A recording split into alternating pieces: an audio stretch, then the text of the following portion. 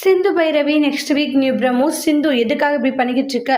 நீங்கள் வீட்டுக்கு வரலன்னு இங்கேருந்து போக மாட்டேன்னு வாங்க. என்னால் வர முடியாது, உன் தொல்லை தாங்க முடியாதுன்னு தான் நான் இங்கே கொஞ்சம் நிம்மதியாக இருக்க வந்திருக்கேன். இங்கே பாருங்க, நான் வீட்டுக்கு போனேன்னா தேவையில்லாத அன்னபூர்ணி எத்த கோவப்படுவாங்க. பெரியம்மா ஏன் கோவப்பட போகிறாங்கன்றாங்க. ஏன்னா இங்கே அவங்களே என்னை அனுப்பினதேன்றாங்க.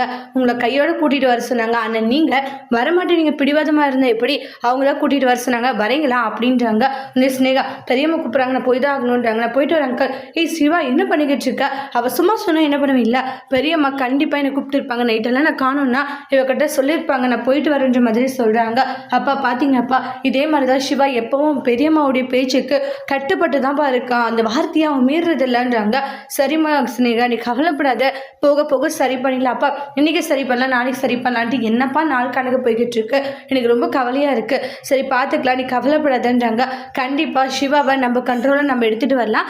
அதனால் நீ தேவையில்லாத விஷயத்தை நினச்சி கவலைப்பட வேண்டான்ற மாதிரி சொல்லிக்கிட்டு இருக்காங்க. சிவா உனக்கு மட்டும்தான். ஒருவேளை அவங்க பெரியம்மா இந்த ஸ்னேகாவை நான் சிந்து கூட வாங்கினா அவன் வாழ்ந்துருவான்லப்பா, அதுக்கு நாம விட மாட்டோம் இல்லம்மா அப்படின்றலாம் மனசை மாற்றிட்டு இருக்காங்க அவங்களுடைய அப்பா. அதோடு இந்த ப்ரெமோவை முடிச்சிருக்காங்க. தேங்க்யூ.